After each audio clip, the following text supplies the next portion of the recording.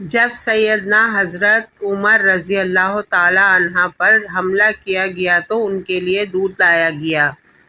جیسے ہی آپ نے دودھ پیا تو وہ آپ کی پسلیوں کے زخم سے بہہ نکلا۔ طبیب نے ان سے کہا، اے امیر المومنین، وصیت فرما دیں، آپ زیادہ دیر زندہ نہیں رہ سکیں گے۔ تو انہوں نے اپنے بیٹے عبداللہ کو بلایا اور کہا کہ حذیفہ بن یمان کو میرے پاس بلاؤ۔ حذیفہ بن یمان حاضر ہو گئے۔ یہ وہ صحابی ہیں جنہیں نبی کریم صلی اللہ علیہ وآلہ وسلم نے منافقین کے ناموں کی فہرست عطا کی تھی، اور ان ناموں کے بارے میں اللہ پاک، اس کے رسول صلی اللہ علیہ وآلہ وسلم اور حذیفہ بن یمان کے علاوہ کوئی نہیں جانتا تھا۔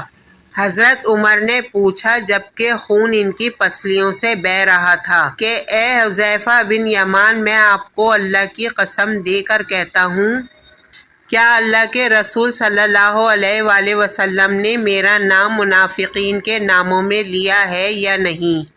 یہ سن کر حذیفہ بن یمان کی آنکھوں سے آنسو جاری ہو گئے اور فرمایا، یہ میرے پاس رسول اللہ صلی اللہ علیہ وآلہ وسلم کا راز ہے جو میں کسی کو نہیں بتا سکتا۔ پھر پوچھا، خدا کے لیے مجھے اتنا بتا دیں، اللہ کے رسول صلی اللہ علیہ وآلہ وسلم نے میرا نام شامل کیا ہے یا نہیں؟ حذیفہ بن یمان کی ہچکی بن گئی اور کہتے ہیں، اے عمر، میں صرف آپ کو بتا رہا ہوں، اگر آپ کی جگہ کوئی اور ہوتا تو میں کبھی بھی اپنی زبان نہ کھولتا، اور وہ بھی صرف اتنا بتاتا ہوں کہ رسول اللہ صلی اللہ علیہ وآلہ وسلم نے اس میں آپ کا نام شامل نہیں کیا۔ حضرت عمر نے اپنے بیٹے عبداللہ سے کہا کہ دنیا میں میرے لیے ایک چیز باقی رہ گئی ہے۔ حضرت عبداللہ نے پوچھا، وہ کیا ہے ابا جان؟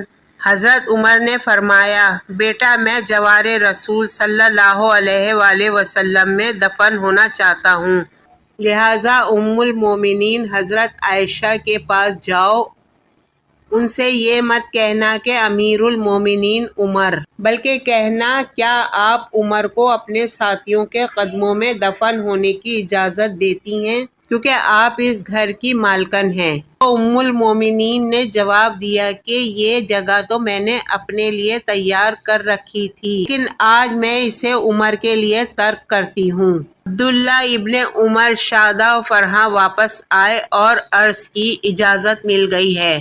عبداللہ ابن عمر نے دیکھا کہ حضرت عمر کا رخسار مٹی پہ پڑا ہے تو انہوں نے آپ کا چہرہ اٹھا کر اپنی گود میں لے لیا۔ حضرت عمر نے اپنے بیٹے کی طرف دیکھا اور فرمایا کہ کیوں تم میرا چہرہ مٹی سے بچانا چاہتے ہو؟ عبداللہ ابن عمر نے کہا، ابا جان، لیکن حضرت عمر نے بات کاٹتے ہوئے فرمایا کہ اپنے باپ کا چہرہ مٹی سے لگنے دو، بربادی ہے عمر کے لیے اگر کل اللہ پاک نے اسے نہ بخشا۔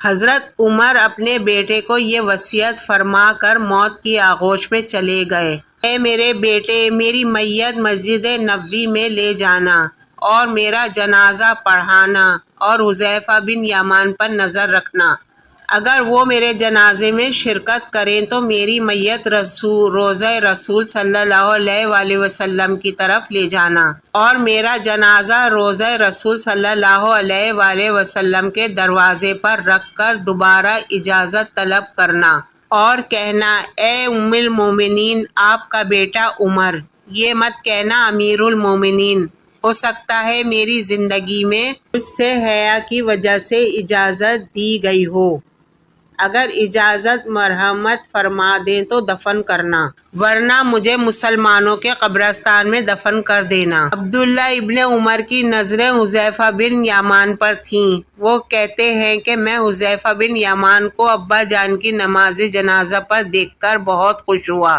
اور ہم جنازہ لے کر روضہ رسول کی طرف چلے گئے۔ دروازے پر کھڑے ہو کر میں نے کہا، اے ہماری ماں، آپ کا بیٹا عمر دروازے پر ہے، کیا آپ تدفین کی اجازت دیتی ہیں؟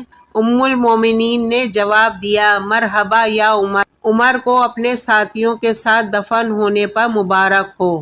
ام المومنین نے اپنی چادر سمیٹی اور روضہ رسول صلی اللہ علیہ وآلہ وسلم سے باہر نکل آئیں اللہ پاک راضی ہو حضرت عمر سے، زمین کا چپا چپا جن کے عدل کی گواہی دیتا ہے۔ اللہ پاک راضی ہو عمر سے، زمین کا چپا چپا جن کے عدل کی گواہی دیتا ہے، جن کی موت سے اسلام یتیم ہو گیا، جن کو اللہ کے رسول صلی اللہ علیہ وآلہ وسلم نے زندگی میں جنت کی خوشخبری دی ہو، پھر بھی اللہ کے سامنے حساب دہی کا اتنا خوف، ہمارا کیا بنے گا؟